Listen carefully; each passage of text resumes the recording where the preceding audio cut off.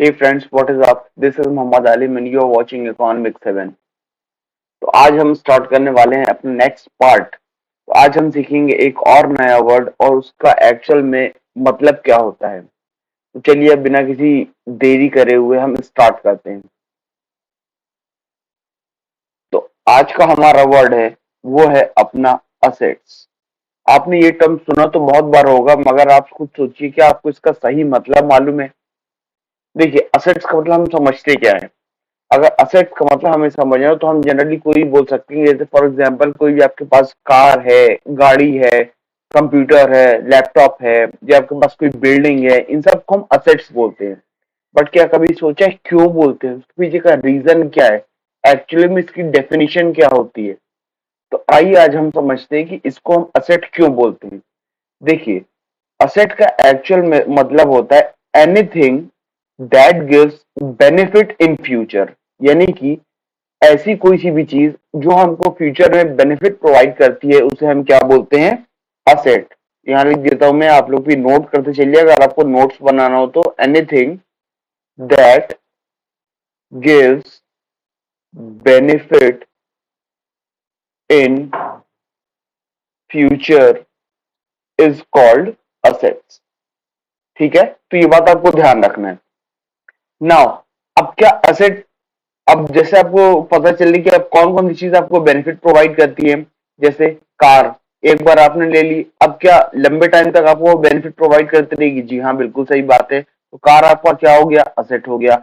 Building एक बार आपने purchase कर ली, लंबे टाइम तक आपको बेनिफिट प्रोवाइड करेगी ऑब्वियसली, तो बिल्डिंग आपकी क्या हो गई, असेट हो गई। ऐसी जितनी भी चीजें हैं वो सारी आपको क्या हो गई, एसेट, जो भी आपको बेनिफिट प्रोवाइड करती है।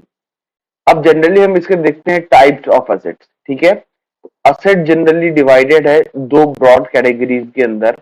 एक होता है हमारा करेंट असेट और एक होता है नॉन करेंट असेट। ठीक है, देखिए करंट असेट क्या होता है पहले ये समझते हैं। देखिए, अब करंट असेट वो असेट्स होते हैं जो बेसिकली आपको बेनिफिट तो प्रोवाइड करते हैं, बट अप टू 1 ईयर, यानी कि उनका टाइम ड्यूरेशन बेनिफिट प्रोवाइड करने का कितना रहता है, 1 साल या 1 साल से कम रहता है। ऐसे असेट्स को हम क्या बोलते हैं, करंट असेट। तो इसका जो आपका बेनिफिट का पीरियड रहता है ये कितना रहता है, लेस देन 1 ईयर। ठीक है, और नॉन करंट क्या होगा, इसका जस्ट ऑब्वियसली ऑपोजिट। तो यहाँ पे जो बेनिफिट प्रोवाइड होता है वो कितना रहता है, मोर देन 1 ईयर। सर जी एक एक एग्जांपल दे दो, बिल्कुल दे देते हैं। देखिए, करंट एसेट क्या होता है, स्टॉक। आपने कोई भी मान लो बिजनेस स्टार्ट किया, आपके पास जो स्टॉक है आप क्या चाहते हो, या फिर वो स्टॉक कैसा होता है। फॉर एग्जाम्पल आपका कोई भी, लेट से आप मैंगोज बेचते हो, ठीक है। अब मैंगोज क्या आप 1 साल से ऊपर रख सकते हो? Obviously not. तो आपको क्या होता है, वो 1 साल के अंदर ही अंदर, 1 साल तो मैंने बहुत बोल दिया, अब भी जितना जब भी आता है वो आप 10-15 दिन के अंदर ही अंदर उसे बेच देना चाहते हो। स्टॉक इन गोडाउन वो क्या हो गया, आपका करंट एसेट के अंदर आ गया। यानी कि उसको बेचने से पैसे तो मिलेंगे, लेकिन अब उसका बेनिफिट कब तक प्रोवाइड करेगा वो, 1 साल से कम तक। वहीं अगर नॉन करेंट एसेट में क्या हो गया, जैसे कि अगर आपकी बिल्डिंग हो गई, ठीक है। अब ये जो बिल्डिंग हो गई, आपने एक बार खरीद ली, ऐसे 10 लाख रुपए की मान लो कोई बिल्डिंग खरीद ली। अब क्या 1 साल तक ही बेनिफिट प्रोवाइड करेगा कि 1 साल बाद टूट जाएगी? ऐसा बिल्कुल नहीं होगा, वो 1 साल से ज्यादा तक चलता रहेगा। तो बिल्डिंग आपकी किसके अंदर आ गई, नॉन करेंट एसेट के अंदर आ गई। I hope this is clear to all. Now, अब यहाँ पे देखिए जो आपका नॉन करेंट एसेट होता है ना, ये नॉन करेंट एसेट फर्दर सब डिवाइडेड होता है दो चीज में। यहाँ पे मैं लिख देता हूँ, प्लीज आप लोग ध्यान से नोट करेंगे इसे। एक होता है आपका टेंजिबल असेट और दूसरा होता है आपका नॉन टेंजिबल असेट।